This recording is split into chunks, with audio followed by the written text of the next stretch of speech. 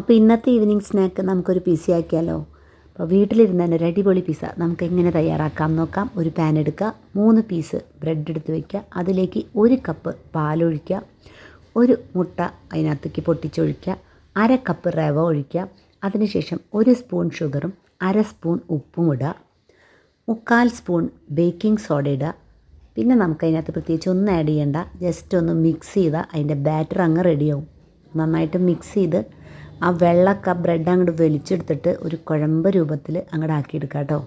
Okay, ഇതേപോലെ അങ്ങനെ നമ്മുടെ ബാറ്റർ സെറ്റായിട്ടുണ്ട്. ഒരു 10 മിനിറ്റ് ബാറ്ററിനായിട്ട് മാറ്റി വയ്ക്കുക.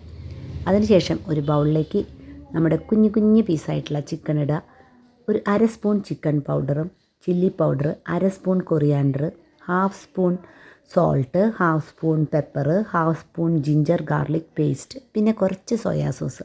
ഇത്രയും മതി.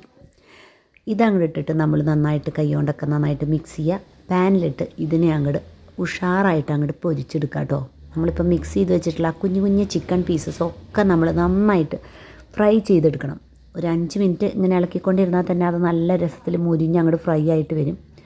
പിന്നെ അതിനെ അങ്ങോട്ട് വറുത്ത് കോരുക. ഇതേ പാനിലേക്ക് തന്നെ കുറച്ച് എണ്ണയൊക്കെ അവിടെ ഇരുന്നോട്ടെ, കുഴപ്പമില്ല. ഇതേ പാനിലേക്ക് തന്നെ നമ്മൾ നേരത്തെ തയ്യാറാക്കി വെച്ച നമ്മുടെ ബാറ്റർ ഉണ്ടല്ലോ, അതങ്ങോട്ട് അതിലേക്ക് പതുക്കേനെ ഒഴിച്ചു കൊടുക്കുക. നന്നായിട്ടൊന്ന് സ്പ്രെഡ് ചെയ്തതിന് ശേഷം നമുക്കിത് 2 സൈഡും മറിച്ചിട്ട് മുരിയിക്കണം. ആദ്യം ഒരു സൈഡ് അടച്ച് വെച്ച് മുരിയിക്കുക, അതിനുശേഷം പതുക്കേനെ നമ്മൾ ഈ മുട്ടയൊക്കെ മറിച്ചിടുന്ന പോലെ മറിച്ചിട്ട് മുരിയിക്കുക. അതിൻ്റെ മുകളിലേക്ക് നമ്മുടെ വീട്ടിൽ ഇരിക്കുന്ന sauce, tomato sauce, cheese spread ചെയ്തത്,